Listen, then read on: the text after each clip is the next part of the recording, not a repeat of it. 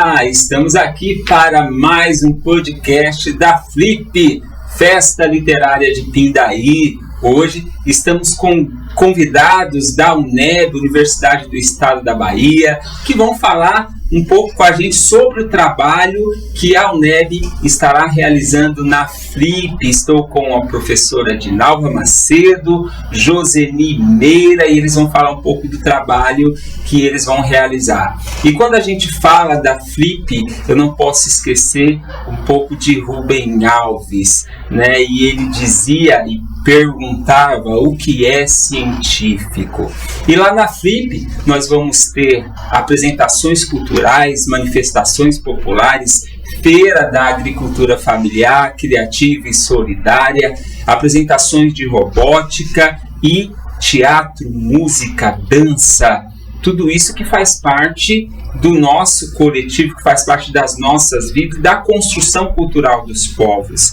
E o científico, ele também está neste processo, seja para identificar aquilo que é feito pela sociedade e analisar de uma forma crítica, reflexiva e de uma forma metódica, para levar essas informações e conseguir fazer com que políticas públicas possam sair do papel ou possam ser realizadas. O que é científico é o agir do pescador que, quando está pescando, ele sabe o lugar exato aonde lançar a rede. O que é científico é a alquimia da cozinheira, que também, ao fazer os seus pratos, mistura aqueles ingredientes e com aquilo que veio de passado de geração em geração, ela consegue produzir aquilo que agrada os mais diversos paladares. E através da academia nós vamos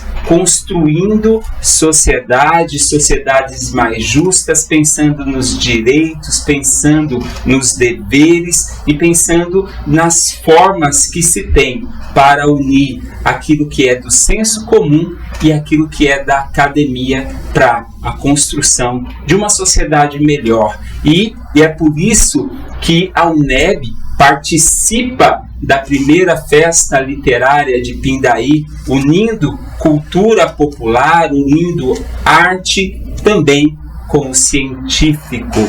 Eu gostaria de agradecer a presença da professora Dinalva, da professora Joseni, e uma boa tarde. E eu gostaria que você, professora Dinalva, já pudesse deixar as suas boas-vindas, e também a professora Joseni Meira, que está conosco. Boa tarde, Adilson, a minha colega Joseni Meira.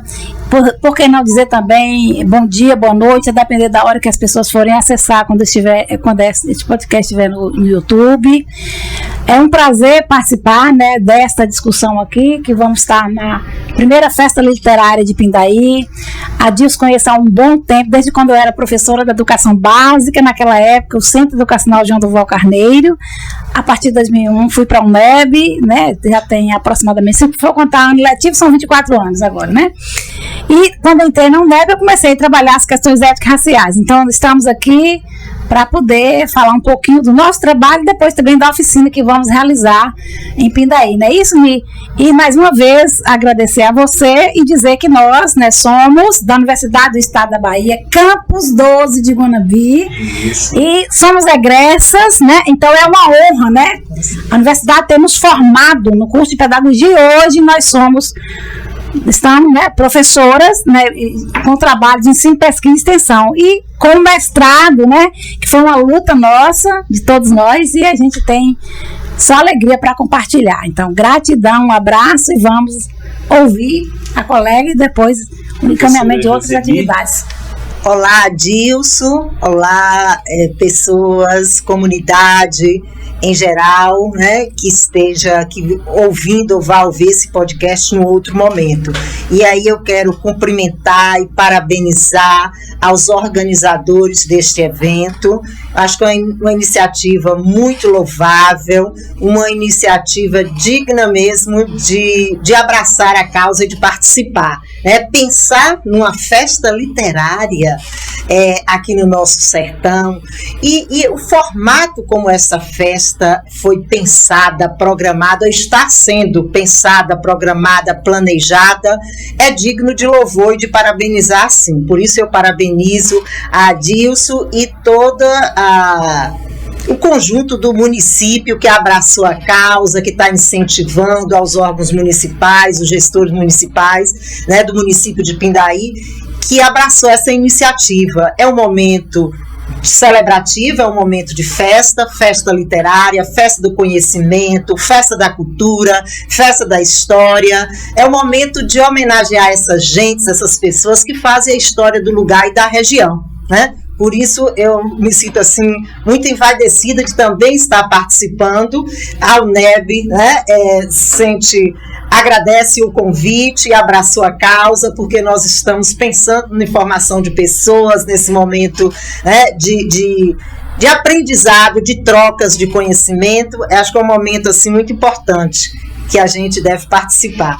E aí eu, como professora de História da Educação, que tive algumas orientandas e trabalho também com alunos egressos, né, estudantes do curso de Pedagogia, que são de Pindaí, de Guirapá, eu acho que é uma motivação para a gente muito grande estar participando desse evento, né? Parabéns, Adilson, pela iniciativa.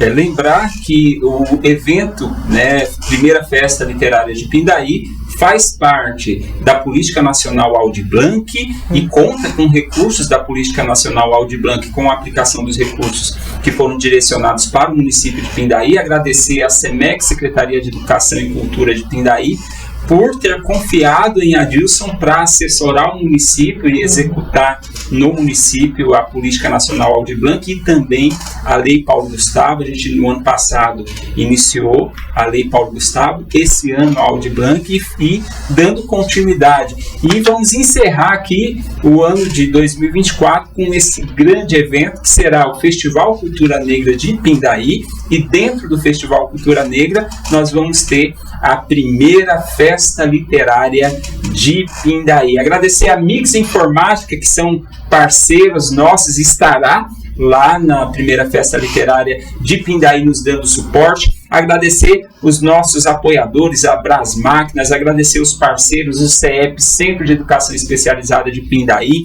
o Coletivo Comunidade Viva, a AD Cursos e Negócios, a TV SDB, TV Serra dos Brindes, que está conosco. Agradecer também a Brás Máquinas e outros parceiros que estão vindo para agregar. Lembrando que a Flip Festa Literária de Pindaí foi enquadrada na Lei Rouanet e também estará recebendo recursos que são direcionados por empresas privadas e também por pessoas físicas que desejarem apoiar a Flip. Então, pessoas físicas que declaram imposto de renda ou qualquer empresa, né, que tem que declarar o imposto de renda pode ser um apoiador, e esse apoio, esse patrocínio, ele é abatido no imposto de renda. Então, qualquer pessoa física ou jurídica pode apoiar a Flip e ter o seu apoio, o seu patrocínio abatido lá no imposto de renda. E vai estar contribuindo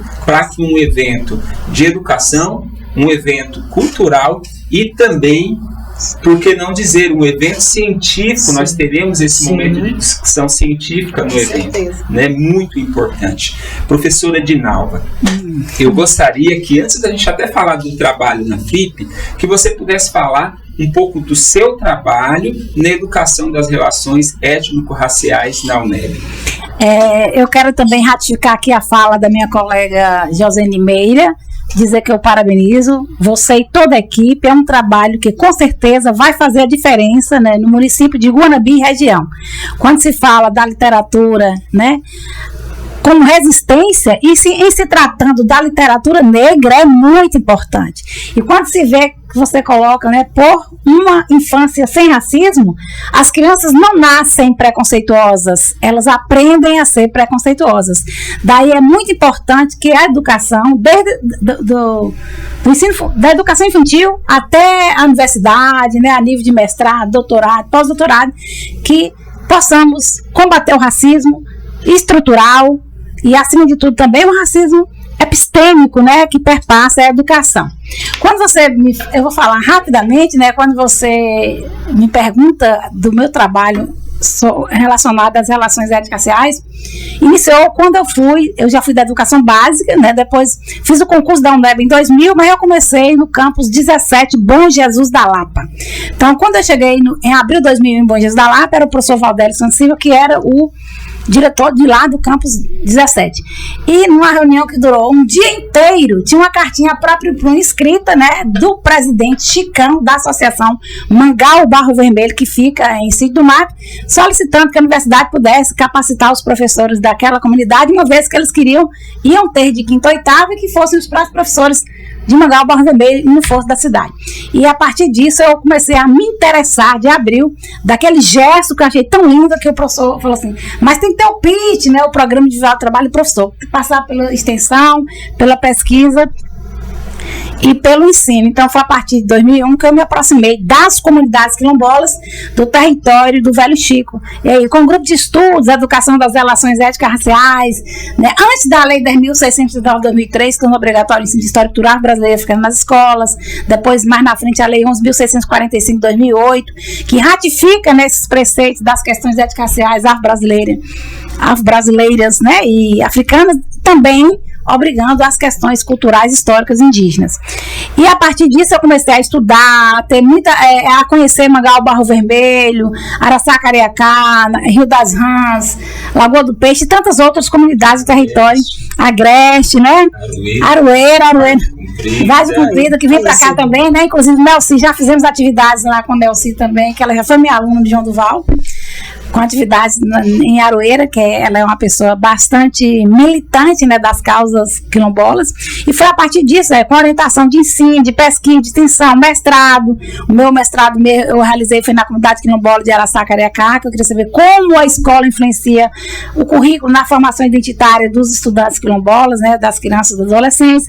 Depois, no doutorado também, foi sobre já Rio das Rãs, Araçá-Cariacá, sobre a questão da educação escolar quilombola, como as escolas atendem, né, os estudantes quilombolas, né, tanto aquelas escolas que estão dentro das próprias comunidades quilombolas, como aquelas outras que não estão localizadas nas comunidades, mas também que atendem estudantes quilombolas, né.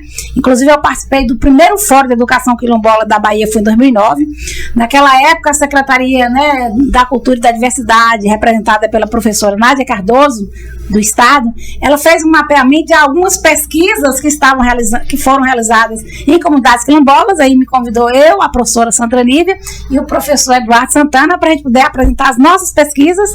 Trouxe também os quilombolas para poder ouvir quilombolas, professores, como pensar uma educação quilombola para a Bahia. Então, desde 2000, eu participo dessas atividades desde o início. E aí, com o doutorado, como eu já falei, com iniciação científica, com TCC, há muitos trabalhos, né, que a gente faz. O mestrado depois, a partir de 2017 até 2021, 2024 agora, né, fiquei no mestrado da UESB, finalizei com 11 dissertações, né, perpassando pelas questões étnico-raciais na educação infantil, nas comunidades quilombolas, inclusive Rosemária quilombolas. Rosemária fez a pesquisa em Maniaçu, né, comunidade quilombola, foi me orientando, continua no nosso grupo de pesquisa. E Mária, tantas outras comunidades, tantas outras pesquisas, são muitas, né? Então, assim, o nosso trabalho já é um trabalho reconhecido. Eu não estou reconhecido tanto a nível de UNEB como a nível nacional, né? Um trabalho já bastante consolidado.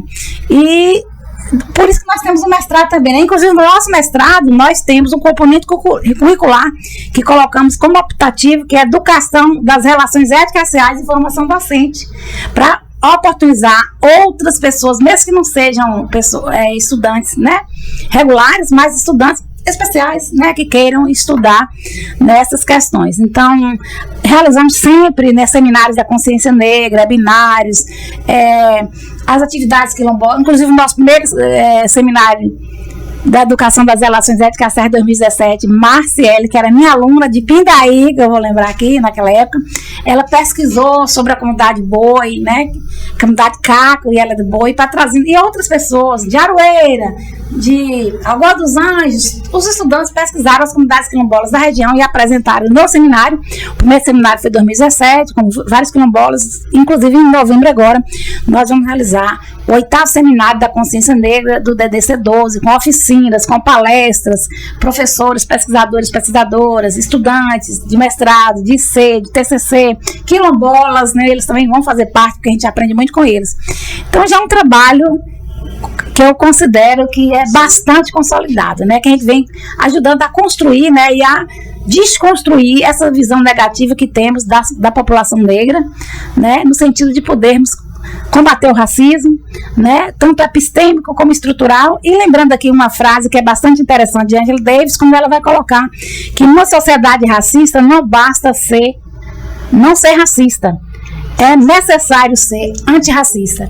E aí os estudantes falam: professora, você é uma professora, até a professora Nimolino Gomes, que já foi até ministra da Educação, é uma grande amiga nossa e também de Macedo, e ela fala da professora militante, né, a professora Dinalva, que já vestiu a camisa, né, assumiu tudo isso, não só no sentido de trabalhar com as questões acadêmicas, mas com a vida, com as mudanças, né, dessas populações. Então, é isso, e eu agradeço mais uma vez você, Adilson Santos, agradeço a minha colega, que eu a estimo pra valer, ela sabe disso, Josene Meira, tá? Então, dizer assim que mais uma vez, é um prazer estar aqui nesta tarde de 31 de outubro de 2024, discutindo, né, e falando dessa primeira festa literária de Pindaí. Parabéns a Dilce Pindaí também, a todas as pessoas que compõem, né, este evento, e também os próprios gestores municipais. Parabéns e gratidão.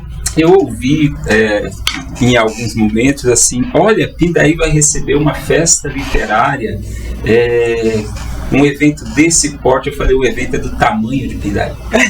O evento é grande como Pindaí, né? Lá existem muitos talentos que precisam mostrar para toda a região o tamanho de Pindaí, e ele é um evento do tamanho do território, porque vai abraçar e receber pessoas de Cacolé, pessoas de Licínio de Almeida, pessoas de Urandi, Candiba, para que a gente possa falar de leitura, para que a gente possa falar de educação, para que a gente possa falar da temática antirracista, que é uma necessidade.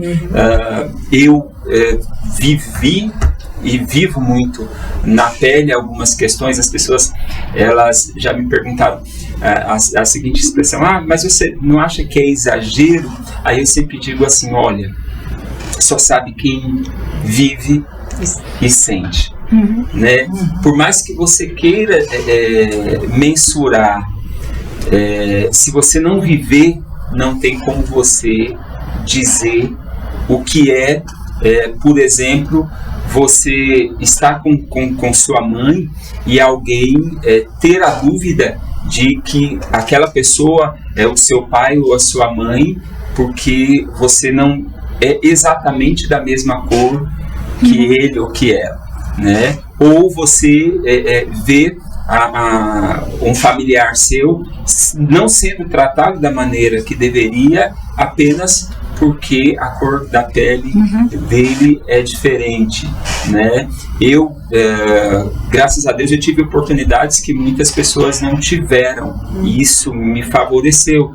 Eu entrei no Senai com 13 anos, com 17 eu já era ajustador mecânico e desenhista técnico mecânico. Quando eu vim para a Bahia, eu já tinha formação profissional, né? E aquilo que geralmente os alunos aqui estavam vindo no ensino médio, eu já tinha visto no Fundamental 2, né? Então eu tive possibilidades. Eu fiz datilografia, eu fiz informática logo quando surgiu os computadores.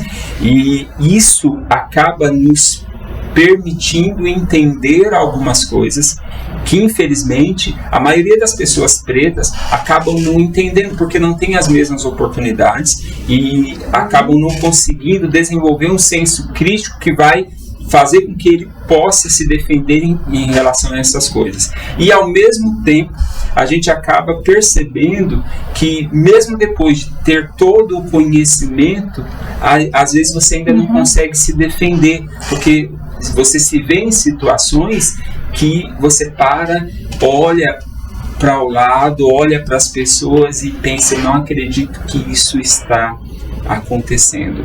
Mas isso é por conta de todo um histórico, né, racista, e que está impregnado, infelizmente, na sociedade, que a gente sabe que precisa ser mudado, mas vai ser mudado com educação, vai ser mudado com reflexão, com análise, inclusive das pessoas pretas entenderem também que às vezes é necessário dizer o que se sente, mas não apenas como defesa, mas de uma forma que explicativa, de uma forma de instrucional mesmo, para que as pessoas possam perceber exatamente talvez aquilo que está claro na sociedade. Eu falei num outro momento da questão da pluralidade e diversidade, da questão que vai tanto no aspecto cultural quanto no aspecto de vida. A vida, ela é feita da diversidade.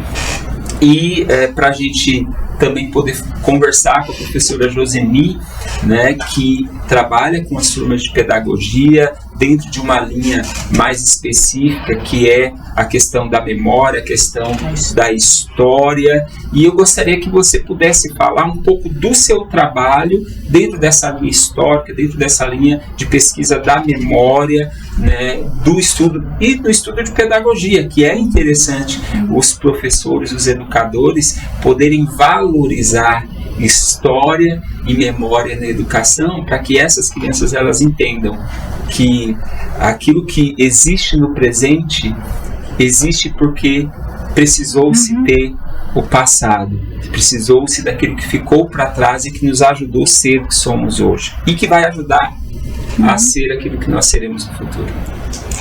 Exato, Adilson. É isso. Bom, eu sou professora, né, como você já adiantou aí, trabalho com o ensino de História e História da Educação, né, no curso de Pedagogia, um curso de formação de professores. Portanto, a gente entende que a formação histórica é importantíssima para o professor, né? Aliás, para o ser humano como um todo. Mas no nosso caso específico, falando de formação de professores. E esses professores, eles precisam ter essa dimensão dessa historicidade da vida, né, do processo mesmo da formação humana, para atuar, né, como formadores, educadores dessas novas gerações. Inclusive a gente discutia isso hoje na aula, né, que a gente vive. Tem um historiador muito famoso que ele diz, em inglês, que os jovens de hoje vivem um imediatismo muito forte, que paira sobre a juventude, essa coisa do presenteísmo, de viver o presente. E nós, gerações mais, né, com mais experiência na condição de pais, de formadores, de educadores, a gente precisa mostrar para essa geração a necessidade do conhecimento histórico, né? Porque a história é importante como instrumento de formação, mas também de avaliação da vida humana como um todo, da sociedade que nós temos, né? Por isso, a história tem que estar presente nesse processo formativo, né? Todo ele, e principalmente na formação desses estudantes, desses futuros professores, muitos que já atuam na educação. Então, eu trabalho, né, com o ensino de história e com a história da educação. E na história da educação não tem como falar dessa educação, dessas mudanças, das transformações, do que a gente tem avançado, mas do que nós temos, né? E aí eu procuro sempre estar recuperando, fazendo atividades práticas, para que esses alunos, ou para que os nossos graduandos, pedagogos, né, futuros pedagogos, tragam um pouco dessas experiências, né, da escola, da história de professoras leigas, professoras que atuaram em diferentes contextos. Eu acho que isso serve para a gente dimensionar um pouco do que nós temos hoje, do que nós somos, da contribuição, né, dessas outras pessoas, desses outros momentos, desses outros sujeitos que atuaram nesse processo histórico. Isso dá um pouco dessa dimensão da gente entender esse processo e poder atribuir o valor que se tem a isso, né? isso serve até para a gente dimensionar a nossa formação, né? A importância das instituições escolares. Ontem eu fiz uma atividade com uma turma, né, de recuperar memórias de infância para trabalhar o conceito de memória, de historicidade dos objetos que eles trouxeram, e aí eu pude observar que a grande parte dos objetos que eles trouxeram e das memórias que foram relatadas, né, das memórias individuais, a instituição escolar estava muito presente, perpassavam parte considerável dessas memórias que foram compartilhadas. Lá estava a presença da escola, né? Como é uma instituição importante, ela sempre foi, eu acredito, ainda confio muito, acredito muito na educação, apesar de todos os percalços que a gente vivencia, mas a instituição escolarizada, ela tem essa importância, esses formadores, esses professores marcam de maneira, e a gente espera que seja de maneira positiva a formação dos nossos jovens, das nossas crianças e dos nossos adultos, né? Então, nas memórias, as pessoas naturalmente relatam a presença do professor, a presença de uma escola que foi importante no seu processo formativo, nessa trajetória escolarizada.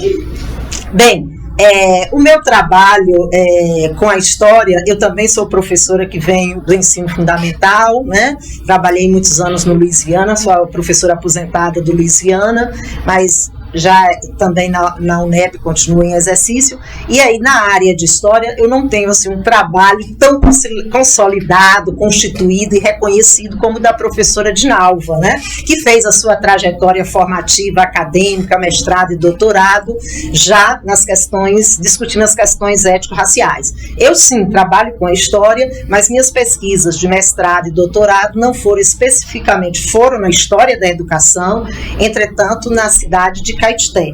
Agora, hoje, as pesquisas aqui, eu tenho tenho orientado trabalhos com as pesquisas de escola, das instituições e também das cidades daqui dos nossos alunos da região, né? Mas na realidade todas elas, embora estejam em espaços diferentes, complementam, enriquecem, contribuem para a construção de uma história mais ampla da nossa região do Alto Sertão, né? Do sertão produtivo, como é conhecido. Então, é um pouco desse trabalho do que eu venho desenvolvendo, orientando alunos de IC, de TCC, e também agora no mestrado, que nós temos um mestrado acadêmico, pesquisas na área, numa perspectiva histórica, né? Seja ela voltados para a história de instituição escolar, história de professoras, como nós temos, ou história do município, a exemplo de dois trabalhos que eu orientei recentemente, inclusive motivada pelo resultado, né, satisfatório dessas duas pesquisas, é que eu vou a oportunidade também estar participando dessa primeira festa literária de Pindaí, a Flip, em função desses trabalhos que me motivaram bastante, né, de conhecer mais, de aprender mais com as pessoas, que os trabalhos foram da dimensão histórica e cultural, e a participação de algumas pessoas da comunidade na condição de entrevistados, de alunos da turma da EJA, a gente vê como essa veia literária é muito forte lá em Pindaí, né? Foi assim muito gratificante orientar esses trabalhos recentemente agora de alunas egressas. Bom, é importante dizer que a FLIP ela vai se realizar dias 18 e 19 de novembro. No dia 18 nós temos o evento que é a abertura dentro de um espectro realmente voltado para a leitura. Vamos ter Socorro Racioli com literatura infanto-juvenil. Rosemária Juazeiro vai falar das questões étnico-raciais. Vamos ter literatura de cordel com Gil Martins, também no dia 18. E Rose Fernandes trazendo as artes plásticas. E aí, Adilson, mas por que essa mistura em um evento literário? E aí eu vou dizer que a leitura, ela acontece de diversas maneiras. Eu não consigo ler somente decodificando palavras. Eu também leio a partir da observação de imagens. Eu também leio a partir da percepção de semblantes, né? Eu leio a partir dos signos que eu consigo enxergar, de símbolos. Então, a leitura ela também é feita através do som. Então, a maneira que uma música, um poema, ele é declamado, ele me permite fazer uma leitura específica de qual é a região que aquela pessoa que está declamando aquela poesia, porque ela vai trazer traços específicos, e aí ouvindo e a maneira como ela vai trazer a poesia, eu consigo perceber que ali existe um traço que talvez não é específico do sertão, e isso eu estou dizendo porque quando as pessoas me ouvem falar, Adilson, por que você fala por quê? Né? Exatamente, porque eu venho de uma região que as características, né, da linguagem eram diferentes. E hoje eu estava até conversando com a professora Nilma que eu aprendi realmente língua portuguesa quando eu cheguei na Bahia, porque antes eu falava um bocado de gíria, era mano, tá ligado, truta. Então, depois que a gente chega e eu convivo com Idenilda, eu convivo com Irene, com esses professores, com Dona Leilda, com esses professores que vão nos levando para o universo da leitura, vai fazendo com que a gente descubra outros caminhos, com que a gente, né? E nessa feira a gente vai ter, além dessa parte de exposição desses artistas, nós vamos ter também a robótica. Dilce, o que tem a ver robótica? A gente está caminhando para um mundo cheio de tecnologia, e eu preciso compreender esse mundo de tecnologias, e eu preciso fazer a interpretação, e é a leitura que nós vamos fazer da cultura e da tecnologia juntas, né? Vamos ter também economia criativa e solidária, vamos ter feira com agricultores da agricultura familiar, com artesanato, que lá também vai trazer expressões diversas. E vamos ter as oficinas de contação de história. Dilce, por que contação de história? Todo evento é uma contação. Sim. Nós vamos contar histórias no auditório, com Rosemária, com Socorro, com Gil Martins.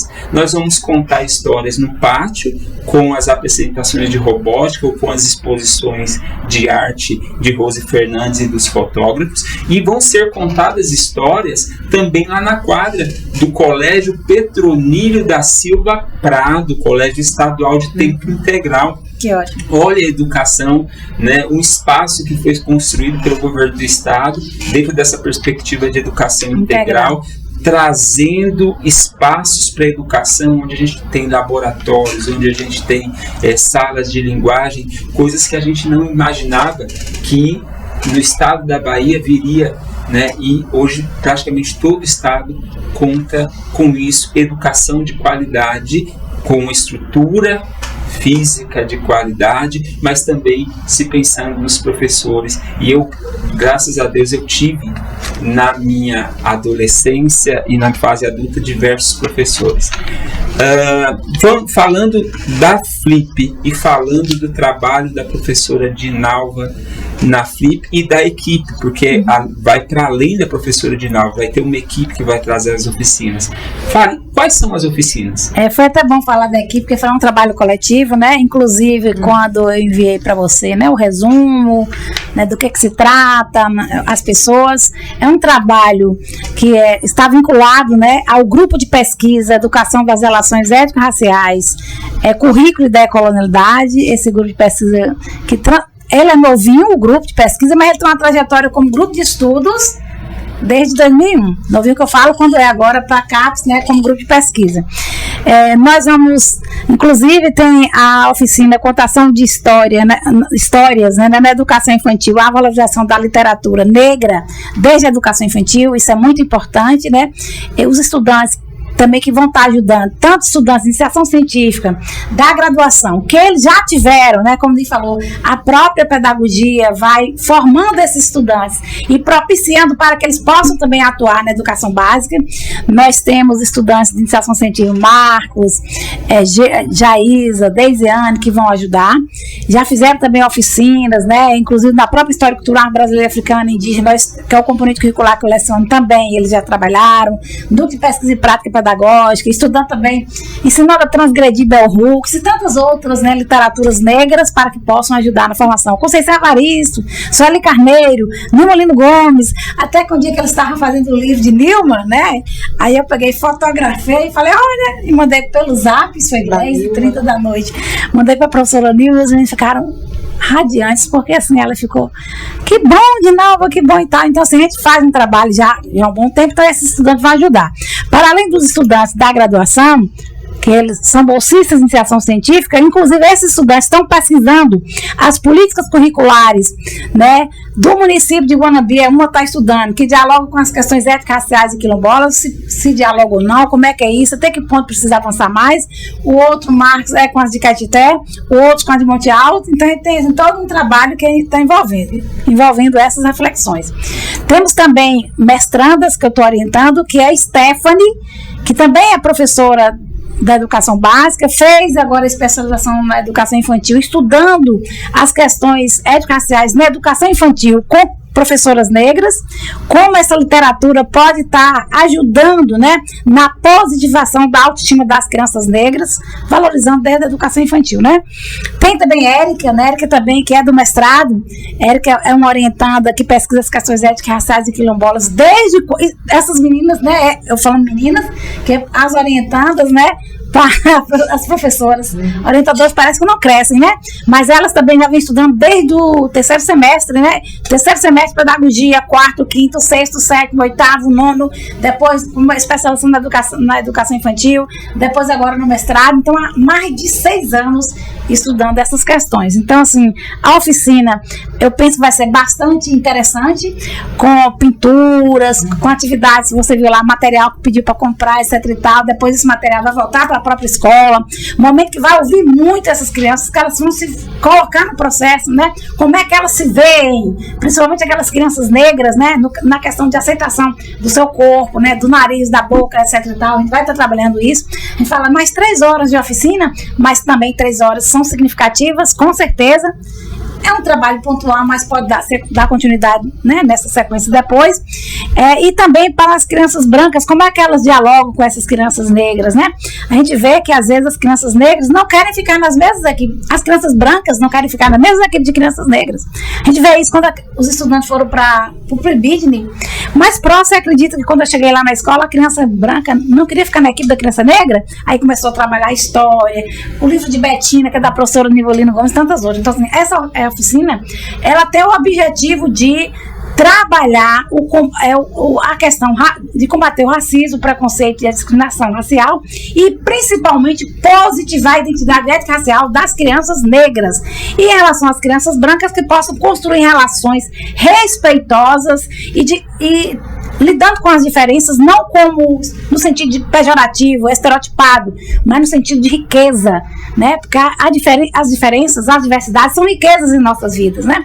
Como tem uma grande estudiosa, né, Vera Candal, né, que ela vai falar que as diferenças, elas precisam, inspirada em Emília Ferreira, uma argentina, que é necessário que essas diferenças sejam vistas nas próprias práticas pedagógicas como vantagem pedagógica, de crescimento, né, e de respeito para com as diferenças, e assim por diante. Então, além dessa oficina, quero falar também que tem a oficina você vai falar da professora Joseli, ou da professora Giane, mas nós temos a oficina que também, que é com a professora Maria de Fátima e a orientanda dela, Kelly, que já foi me orientando, hoje é minha co-orientada no mestrado, é professora de educação básica, estuda essas questões e trabalha essas questões com as crianças, que vai ser a educação das relações étnico-raciais na EJA, na educação de jovens e adultos. Ela também está estudando isso no mestrado. Para quê? Para que possa ouvir esses estudantes, essas pessoas, né, escutá-las, como é que elas veem na vida, sobre a trajetória delas, vai ser muito no sentido, logo no início, de relato de experiências, para escutar e fazer com que elas sejam protagonistas das próprias oficinas, né? E nós sejamos mediadores. Então, só para fechar, a oficina da educação das relações étnico-raciais na EJA, com a professora Fátima, também tem a orientanda dela de ser, para além da orientanda de mestrado, que é professora de educação básica. Na outra oficina, nós temos umas 8 pessoas ajudando, porque a educação infantil, a gente precisa de mais pessoas para que possam ajudar no combate ao racismo, ao preconceito e à discriminação étnico-racial. E para fechar, eu quero lembrar de uma grande estudiosa, pesquisadora das questões étnico-raciais na educação infantil, que é Eliane Cavaleiro. Quando tem aquele livro dela, Do Silêncio do Lar ao Silêncio Escolar, ela vai mostrar como essas questões étnico-raciais são silenciadas tanto na família como também na escola. Até que eu falei, será que não há oportunidade também dessas famílias que vão levar, principalmente as crianças pequenas, que elas possam ficar lá para que elas acompanhem, ouvem e aos poucos vão refletir juntamente conosco a questão do combate ao racismo e ao preconceito desde a educação infantil. E mais uma vez agradecer a você, viu, Adilson Santos, que vai ser um momento que a universidade vai contribuir de uma forma mais direta com a educação básica, de uma forma mais direta, né, com as questões do racismo e do preconceito. E na mesma data, nós vamos ter outros eventos da UNEB, o primeiro encontro de capoeira da UNEB, Campus 19, do Campus 12, depois nos dias 21 e 22, nós vamos ter o 8º Seminário da Consciência Negra, né, com Rosemara também vai estar lá, com rodas de conversas, com mesas temáticas, né, com relatos de experiências, com a apresentação de artesanatos, inclusive o artesanato Lagoa dos Anjos, que é a comunidade quilombola do município de Candiba. E nós vamos ter também estudantes, né, desfile da beleza negra, a gente vai ter atividades culturais, muitas atividades importantes que vão fazer com que a universidade cada vez mais vai, de uma forma mais efetiva, contribuindo, né, com o combate ao racismo, ao preconceito, à discriminação e no sentido de construir uma educação antirracista decolonial, que é o caminho que a gente está buscando, né, e apostando que podemos, que outro mundo é possível, um mundo mais feliz, um mundo mais solidário e, acima de tudo, um mundo mais humano e respeitoso para com as pessoas, independente do pertencimento étnico-racial. É se tratar como pessoas. Como pessoas. As outras coisas são as nossas características particulares. No dia 19, nós vamos iniciar com uma alvorada com a Filarmônica de Cacolé, né? E iniciamos com a alvorada na Casa do Índio, que é uma casa que foi comprada pelo primeiro prefeito do município de Pindaí, lá no distrito de Guirapá, né, Francisco Teixeira Coutrin, né? E nesse espaço nós vamos também ter uma mostra de materiais antigos, também de resquícios arqueológicos que foram encontrados lá no município, né? E vamos receber os alunos da UNEB para fazer esse tour, passando pela igreja, passando pela antiga delegacia, que o pessoal chamava antiga cadeia, e a casa do prefeito, que é também chamada como Casa do Índio. Vamos realmente fazer um café da manhã na casa, de fato, que é a casa do prefeito, do ex-prefeito, onde a família ainda reside. É uma casa que é mobiliada. Eu até mandei algumas fotos de algumas coisas que tem lá. Terminando esse momento, esse tour, essa caminhada pelos patrimônios históricos do distrito de Guirapá, nós vamos fazer uma roda de conversa mediada, onde vamos ter a aluna da UNEB e vamos ter também o Elton Borges, que é historiador, né, tem formação em história e vai falar um pouco do seu trabalho, né, dentro da pesquisa da história do município de Pindaí, desde o processo de constituição, antes mesmo de o município ser município de Pindaí, ou antes mesmo do município ser emancipado, antes de ser, não só antes de ser emancipado, mas quando ele ainda nem fazia parte de Urandi, porque tem toda uma história pré-colonial do território, aonde nós tínhamos no distrito de Guirapá coronéis que inclusive fizeram aquisição e comercialização de escravos, né, para várias regiões do país. Então, por exemplo, tem relatos de escravos que foram vendidos da região de Guirapá para São Paulo, com documentos que retratam isso. Então a gente vai, eu acredito que o Elton Borges também vai poder estar falando um pouco disso, e a discussão com os alunos da UNEB para tratar realmente dessa questão histórica e patrimonial, que é algo que Joseni vai poder esclarecer com mais detalhes, o que se tem para esse trabalho. Eu encontrei com a pesquisadora, né, de Guirapá. Hoje eu me encontrei com ela na escola. Ela trabalha na escola Antero Alves, né, e aí a gente conversando, ela falou comigo: olha, sou eu que vou estar no evento. Eu falei, que ótimo, que maravilha. E já tivemos uma conversa hoje, peguei o contato para que a gente possa discutir um pouco mais. Joseni, fala um pouco daquilo que está sendo feito pelos seus alunos e aquilo que vocês esperam realizar no dia 19 lá no distrito de Guirapá.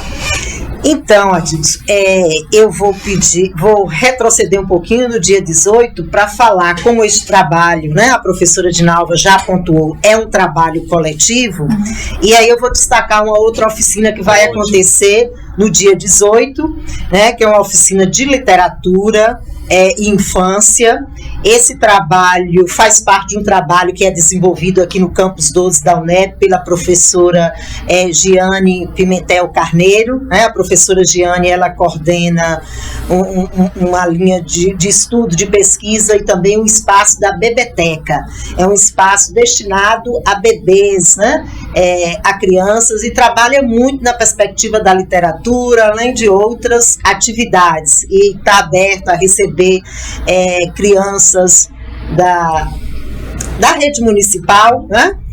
Nesse espaço, recebem muito, e aí a professora Giane vai estar realizando a oficina juntamente com as suas orientandas, né, de pesquisa e monitoras, vai estar realizando a oficina destinada a crianças, né, de 6 a 8 anos, cujo título é Entre Livros, Histórias e Conversas, tecendo laços com a literatura na infância, né? É uma produção mais estética, né, a partir da leitura desses livros. Então a professora Giane vai estar lá realizando no dia 18, juntamente com a professora, o grupo da professora Dinalva, da professora Fátima, né, que também vão realizar oficinas. Terá essa oficina de literatura destinada às crianças entre 6 e 8 anos de idade. Bem, aí no dia 19 a nossa atividade é uma atividade de campo, né?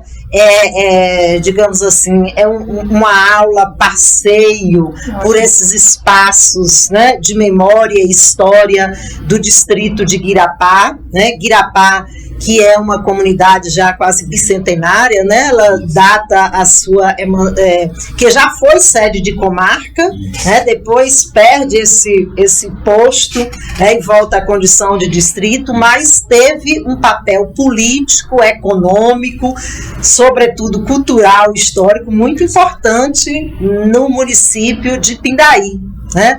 E aí a gente pode recuperar um pouco dessa história de Guirapá expresso nesse patrimônio histórico, cultural, nesse patrimônio físico, nesse patrimônio material, que, assim como parte do patrimônio material do Brasil, né, grande parte dele, infelizmente, por falta de investimento dos poderes públicos, encontra num processo de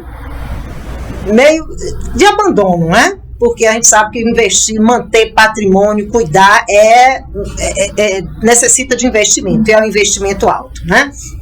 Então, aí a gente pretende fazer essa atividade de campo, essa visita, passando por esses espaços de memória, de história de Guirapá, falando um pouco do que foi cada espaço dele, da representatividade que ocupou num determinado tempo dentro do distrito de Guirapá, né?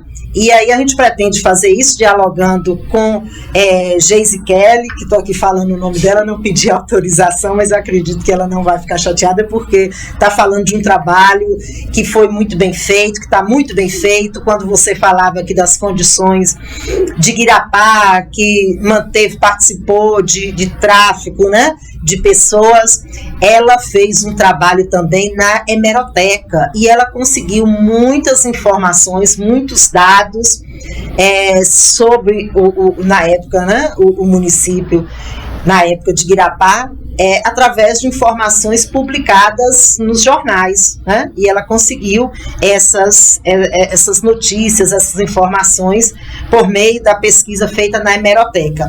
Então o trabalho dela foi um trabalho sobre patrimônio cultural na perspectiva, né, da memória e história do distrito de Guirapá, e aí ela recupera um pouco dessa historicidade, até do próprio nome, da constituição histórica do município, das diferentes designações que teve o distrito. Hoje, distrito de Guirapá, teve outras denominações antes de chegar a ser a Guirapá, né? Enfim, ela recupera um pouco dessa historicidade e vai falar desses espaços. Nesse processo de pesquisa, além do que já tem produzido no município, livro de memorialista local, ela também vai entrevistar pessoas da comunidade, e aí ela utiliza como critério a questão etária, pessoas que sejam mais longevas, que vivenciaram outros momentos do distrito, e ela entrevista essas pessoas, né, que ainda são moradoras, que estão vivas, que residem no distrito, para tentar falar dessas memórias, dessas atividades culturais que existiam e que ainda existem lá, né? Então ficou assim um trabalho bacana. Atrelado a esse trabalho de pesquisa também teve um outro de duas orientandas, né? Também aqui vou mencionar o nome delas, não pedi antecipadamente licença, permissão, se poderia utilizar o nome, mas eu acredito que elas não vão se chatear, tendo em vista que também está se tratando de um trabalho de pesquisa acadêmica que teve uma boa, foi muito bem avaliado. Inclusive até a indicação da própria banca dos professores que estavam sugeriram uma atividade de campo, de visitar melhor esses espaços, que era uma forma da gente dar um retorno para a comunidade e até meio que chamar a atenção da comunidade para aquilo que o distrito tem, para que as pessoas têm, que muitas vezes a gente passa, aquilo fica tão naturalizado que a gente, enquanto morador do local, não consegue dimensionar a importância que isso teve e tem na nossa vida, né? Eu acho que esse é o momento da gente olhar para esses espaços de memória, mas com outro olhar, né? Pensar como esse espaço foi importante e ainda continua tendo um papel, uma história para o distrito, né? Eu acho que é um pouco disso, de tentar despertar esse olhar de curiosidade para aquilo que a gente passa e às vezes não olha com tanto cuidado, né? Atentar para o traçado da construção dessas pessoas que ali trabalharam, que ali atuaram, né? Tem uma história e a gente precisa conhecer um pouco mais disso para entender a dinâmica de funcionamento que esses espaços tiveram em outras épocas. Eu acho que é um pouco disso. Eu queria destacar aqui na sua fala, né, desse bloco, quando você faz a abertura do bloco, você fala do Colégio do Tempo Integral, que tem hoje lá em Pindaí, né, do trabalho desse colégio que oferece essa formação. E isso me reportou muito à memória, ao pensamento de um educador, de um baiano, aqui vizinho nosso, né, nosso conterrâneo aqui próximo, Anísio Teixeira, que recentemente recebeu o título, né, de patrono da educação pública do Brasil, que ele já era patrono da educação, já tinha esse título de patrono da educação da Bahia e agora do Brasil. Então, Anísio, nos anos 30, ele já falava dessa educação de tempo integral, de uma educação voltada para a formação cidadã e humana desse sujeito, dessas pessoas, e, sobretudo, de uma educação que não estivesse voltada apenas para a leitura e a escrita, mas uma educação pensada nessa dimensão mais ampla e em que não poderia está separada, não poderia se dar essa formação sem a presença da música, da literatura, das artes, da pintura, do teatro, né? Então, pensar essa educação de uma forma, numa perspectiva humanística, acima de tudo, mas contemplando essas diversas formas do fazer, do viver, das artes, de um modo em geral.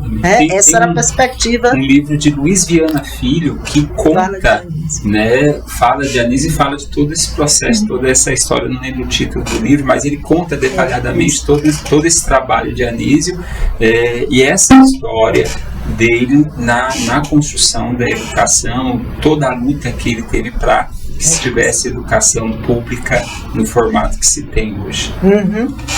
Inclusive foi um grande defensor da universidade voltado para a vida, uma universidade crítica, uma universidade que fosse distanciada dos pensamentos europeus, né? Então Anísio Teixeira foi um revolucionário da sua época, né? Tanto voltado para a educação básica como também para o ensino superior, né? Para a universidade. E a Flip é isso, a Flip é cultura. E como fazer cultura sem valorizar história e sem trazer as memórias, né? Então é isso que se quer. E eu fico muito feliz porque esse trabalho que vai estar sendo realizado, ele vai servir de base para um processo para revitalização de alguns espaços, porque nós vamos utilizar o evento e tudo aquilo que for discutido no evento, além de um documento que vai ser assinado durante o evento, para que a gente possa buscar recursos para revitalizar esses espaços históricos e fazer com que um deles, que vai ser a Casa do Índio, se torne um espaço de cultura para o distrito de Guirapá. Então o evento ele tem também essa finalidade. Nós temos na primeira festa literária de Pindaí o projeto Desapegue, seu livro pode mudar uma vida. Então aqueles que puderem e que desejarem fazer a doação de livros, nós estamos fazendo a captação desses livros e eu peço que a UNEB possa ser um ponto de coleta, né? Que também a TV SDB seja aqui um ponto de coleta. Nós temos a Mix Informática, parceiro também como ponto de coleta, a Guarecomp Pneus, isso aqui em Guanambi, a Escola de Robótica The Wise. Lá em Pindaí nós temos a Secretaria Municipal de Educação, o Colégio Petronilho e o CEP, Centro de Educação Especializada de Pindaí, como pontos de coleta dos livros. Esses livros eles servirão para montagem da biblioteca do coletivo Comunidade Viva e espera-se instalar em 10 comunidades do município, comunidades assistidas pelo coletivo, bibliotecas comunitárias, porque o nome é esse, Comunidade Viva. E para que haja uma comunidade viva, tem que conhecer história, tem que conhecer da literatura, tem que se incentivar a leitura e o pensamento crítico, e nada melhor que a instalação de bibliotecas para que isso possa ser realizado. E estamos chegando ao fim do nosso podcast. A vontade é de poder ficar aqui conversando mais. Agradeço muito a presença da professora Edinalva, agradeço muito a presença da professora Joseni e deixo vocês à vontade para que vocês possam se despedir dessas pessoas que têm nos assistido e que estarão nos assistindo pela internet. Eu vou começar aqui, né? Agradecer mais uma vez a você, Adilson Santos, dizer assim que este evento, né, a primeira festa literária de Pindaí, com certeza vai ficar na história, já está fazendo história, e uma história decolonial, viu? Uma história transformadora. Agradecer de coração e reforçar aqui que nós vamos realizar 2 oficinas.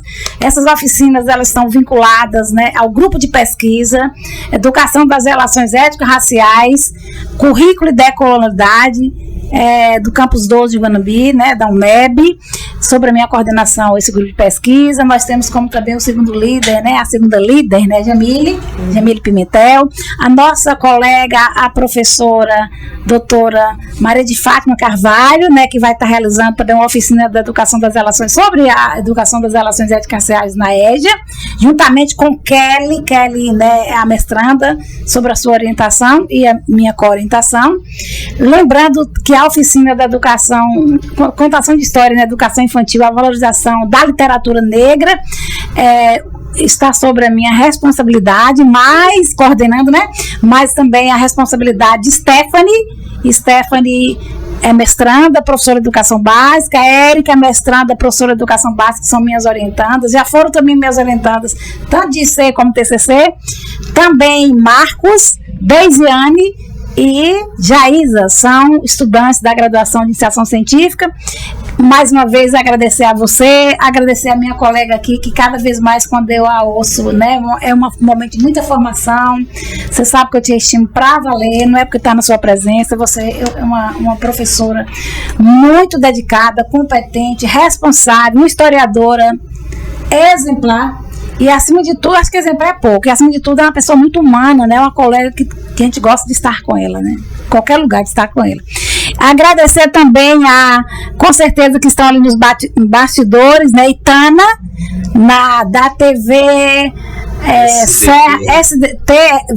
SDB Serra dos Brindes, né? Agradecer a Benedita e a Barbosa, né? Esse trio parada dura aí, que está aí auxiliando, está fazendo todo um trabalho de bastidores, né?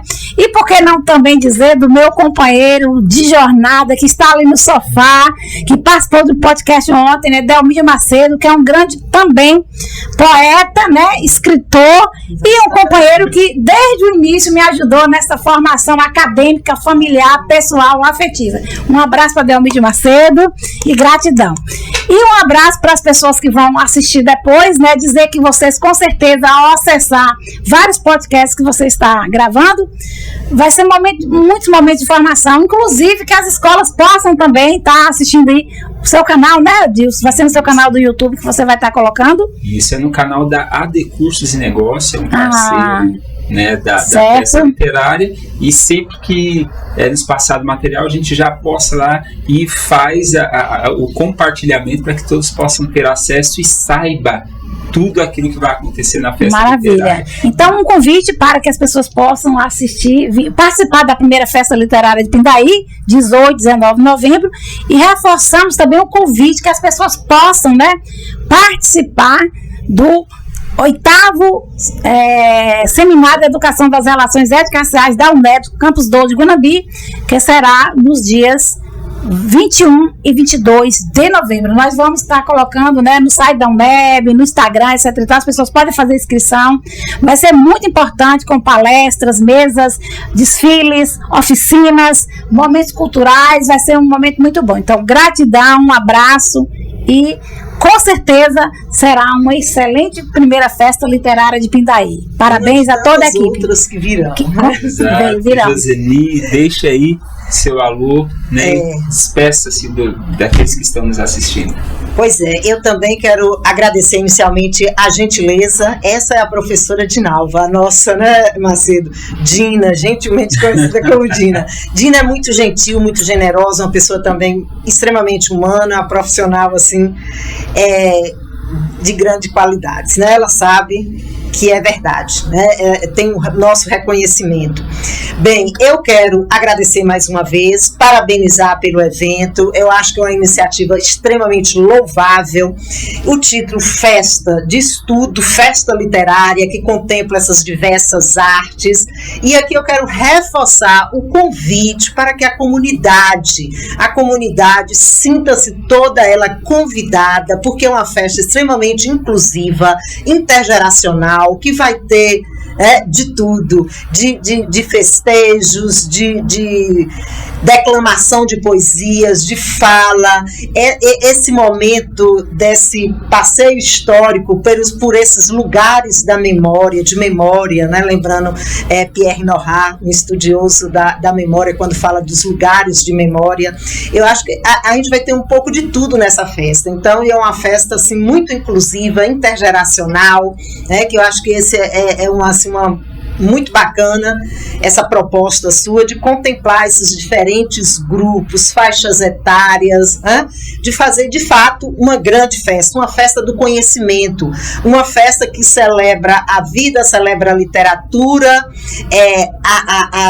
a robótica, a tecnologia, o que há de mais novo, mas sem desmerecer as nossas raízes, a nossa cultura, o trabalho dessas pessoas mais simples que estarão expondo os seus fazeres, né? Mas que todos são de grande valor, de grande importância para a construção desse conhecimento maior que nós temos, né? Então, assim, fica aqui o meu convite a todos para participar. Eu estarei lá com 2 turmas de pedagogia participando desta atividade, né? No dia 19 e no dia 18, a professora Giane, juntamente com a professora Dinalva Macedo, com a professora Maria de Fátima Carvalho, né, estarão lá também. A UNEP vai estar marcando presença nessa atividade. Eu, né, com a minha linha de pesquisa, História, Cultura, Memória e Cultura Escrita, estaremos lá participando, sim, com grande satisfação deste evento, que será um marco na literatura de Pindaí e região,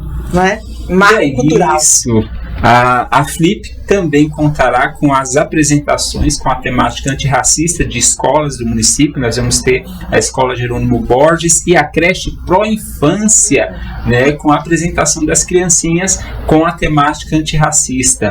Né? E lá em Guirapá nós teremos os alunos do MTEC, que estarão fazendo acompanhamento, né, nesses espaços de memória e vão dialogar com o público, explicando a história de cada um desses espaços. Deixar o meu alô para meu amigo Aloísio Santos, que vai estar coordenando o espaço Reisado lá na Flip. Nós teremos um espaço para manifestação popular Reisado, com oficina, com apresentação de documentário e também trazendo os apetrechos que envolve essa manifestação popular. Esse foi o nosso 5º podcast. Eu quero agradecer todos que estiveram conosco, professora Joseni, a professora Dinalva, nosso amigo Macedo que está aqui nos assistindo, Itana, toda a equipe da TV SDB, e convido você para estar conosco na primeira festa literária de Pindaí, dias 18 e 19 de novembro.